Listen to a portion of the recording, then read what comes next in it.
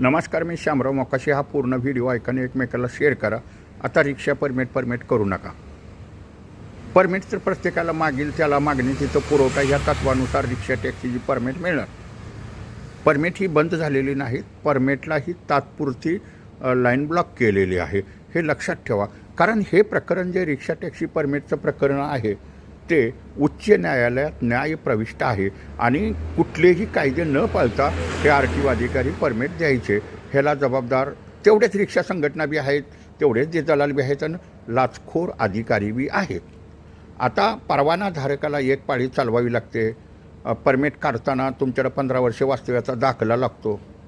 तुमचं ration card, आधार card, voting card ह्या सर्व गोष्टी लागत असतात. शाळेचा दाखलासुद्धा लागतो.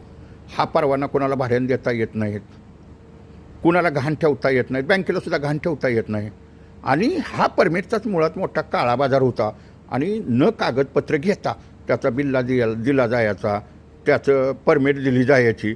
आणि ही उच्च न्यायालयात प्रकरण आहे, ही याचिका आहे, ती याचिका खारिज करा. आम्ही शासनाकडे सारखा पाठपुरावा करतो म्हणून ही परमिट बंद झालेलं आहे. बंद नाहीत परमिट, हे लक्षात ठेवायचं आहे. शासनाला परमिट द्यावीच लागतील.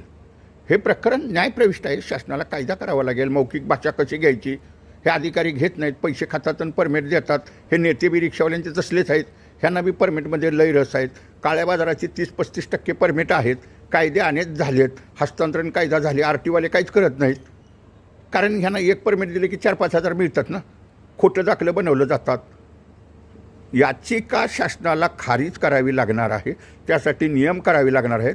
मौखिक परीक्षा कशी घ्यायची त्याची कागदपत्र अपलोड पद्धतीनं करावी लागतील. 12-13 पेपर, त्याचा शाळेचा दाखला, 15 वर्षाचा वास्तव्याचा proof, police report, ration card, voting card आणि की तो इथं राहतो त्या पत्ता दिला आहे त्या पत्त्यावरचा काहीतरी सक्षम प्रूफ. म्हणजे हे पेपर त्याच्याकडे असतील तरच. आणि ते अपलोड पद्धतीनं.